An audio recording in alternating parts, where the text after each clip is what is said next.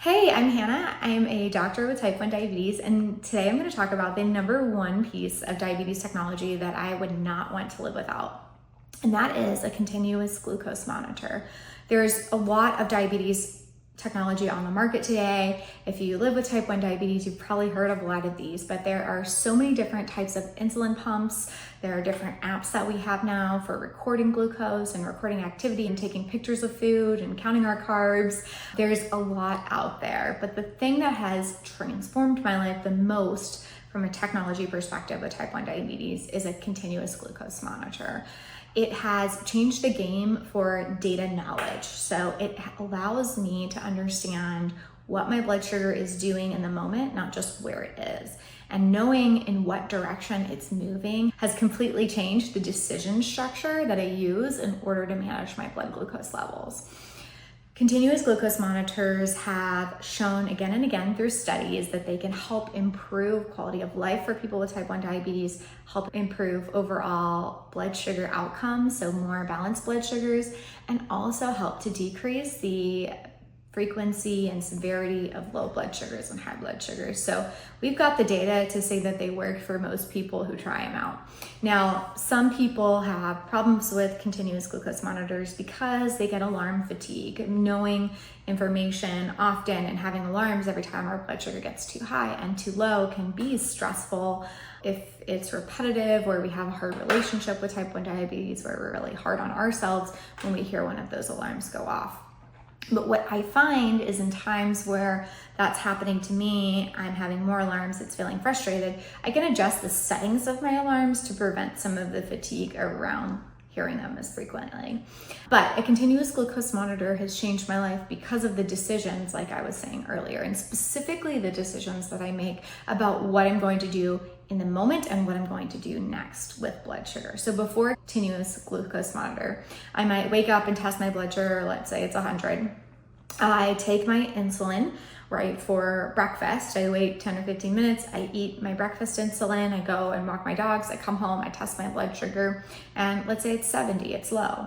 Now, I know that my blood sugar is low in that moment, and I know where it was when I woke up, but I don't know how high it spiked, right? I don't know, did it peak at 180? Did it peak at 300? It doesn't really give me that data. So I don't know if the bolus I did for my breakfast was really working for me or not to get the blood glucose levels that I want. If I have a continuous glucose monitor, it makes it pretty clear. I can see a graph of my blood sugar over time that tells me, did I get that mark or not? Now, I think it can be hard, again, if we're judging ourselves for these marks, but if we're able to look at it objectively and really feel like it doesn't mean anything, it's not a reflection of us, it's not good or bad, it's not shameful, it doesn't mean we're wrong, it doesn't mean that we're not loving and taking care of ourselves if we're not getting our goals with our blood sugar management. But it gives us data that the next day when we eat that same breakfast, we may want to try something different. To me, that's empowering. I also love that it can help me preemptively understand when I might need to treat a low so that I can treat it before I feel terrible. And that is huge. I feel a lot less symptomatic with my lows now because I'm able to treat them ahead of time. So for example, without a continuous glucose monitor, I might be going along through my work day, doing things and start to notice I'm a little bit shaky between a meal and test my blood sugar and find it at 65 and then drink some juice and wait about 20-30 minutes before I start feeling like myself again. Or with a continuous glucose monitor, I may notice, let's say I have my alarm set at 75, I might get a little alarm as my blood sugar is trending down slowly at 75 and say, oh, hey, I'm gonna be low pretty soon. According to this graph, it's pretty likely. So let me go ahead and preemptively have a little bit of a low snack. Maybe I'll use half of my traditional low snack that I would if I was 65 and kind of see that it doesn't go as low, that I'm able to feel better throughout the day because I was able to prevent that low. One of my favorite things with this technology is the nighttime alarms. When I was first diagnosed with type 1 diabetes in 2006, I was 13 years old, and we used finger prick exclusively. So before CGMs were even available. And I would test my blood sugar quite often. I did a lot of activity after school. I was a dancer on the drill team, and I would often have midnight lows. And that was something I couldn't figure out how to avoid working with my endocrinologist. at that age. It was something that was happening to me pretty frequently. And so I would have alarms set, and my mom would help me when I was younger and slowly weaned off that. But I would have alarms set throughout the night. I typically wake up at 2, 3 a.m. every single night to make sure I wasn't low. And often I was, and I have to treat that low. And then I have to wake up another time to make sure it didn't go back low or that it finally came up. And that would create so much fatigue in my life. Now I rely on myself to wake up from my Dexcom alarms. I'm really lucky that I'm able to hear them, and there's a lot of tips and tricks and things you can do for continuous glucose monitors to make sure you can hear those alarms. But for me, if I have my phone on loud and I have all my settings right on my CGM, it'll wake me up if I'm low. And that's amazing because I don't have to set preemptive alarms. That means if my blood sugar's good all night, I didn't have to wake up to check on it. Certainly, I still wake up with lows in the middle of the night that I need to go treat or I need to adjust slightly, and that's part of it. But I'm sleeping through the night so much more than I was, and that is huge. So if you have not tried a continuous glucose monitor and you have type 1 diabetes or you have type 2 diabetes and you're on insulin, I highly recommend it. Not just from a, this is the right thing to do to manage your blood sugar, to keep yourself healthy and prevent complications perspective, but from a quality of life, day to day, you can learn how to use it in a way that is more empowering than frustrating.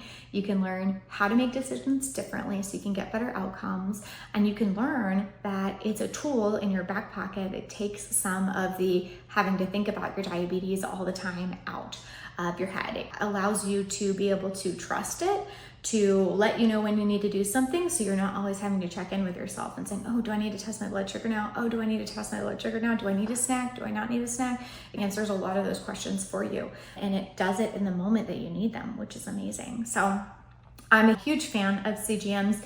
People are scared of them. If you're scared of them, you're not alone. That's not unusual.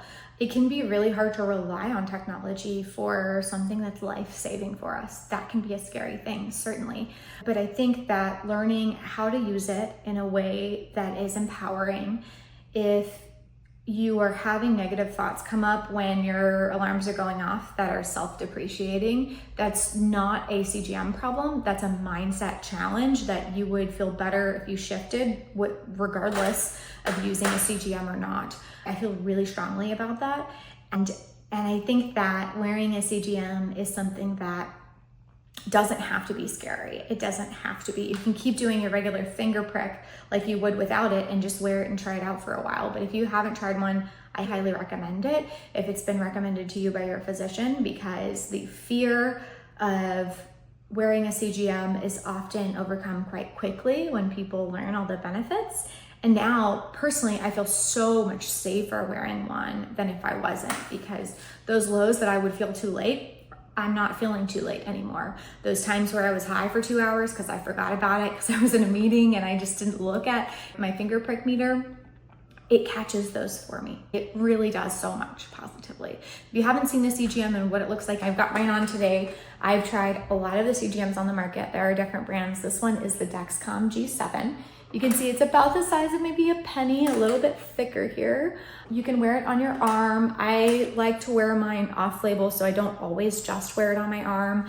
I'll wear it on my abdomen sometimes. I spend a lot of time wearing it on my back. That's one of my favorite places because I set it and forget it. I don't really see it. It doesn't bother me. It doesn't seem to get caught on shirts or anything. You can wear it in a private place where other people can't see it. You can wear it in public place. If you don't mind people seeing it, there's so much you could do as far as what works for you. And you can use variety with where you wear it as well. So I hope this answers your questions. If you are interested in the mindset piece of type 1 diabetes and the self-depreciating or the feeling guilt or shame when we have those alarms going off and that really resonated with you, I have a course coming out that is designed for people with type 1 diabetes to really learn to optimize their mindset about living with type 1 diabetes. It's basically everything I wish I had growing up as far as how to think about diabetes in an empowering way, how to see it in a way that is not so constrictive, how to get rid of the blame and shame and feeling less than that we can sometimes put on ourselves because of it.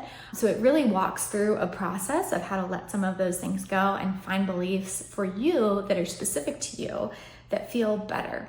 So if you're interested in that, I have a wait list right now. I'll put it at the very top of the description and you can click on it there, sign up for the wait list, and that course should be coming out in a couple of weeks. Thanks so much for staying till the end. Bye.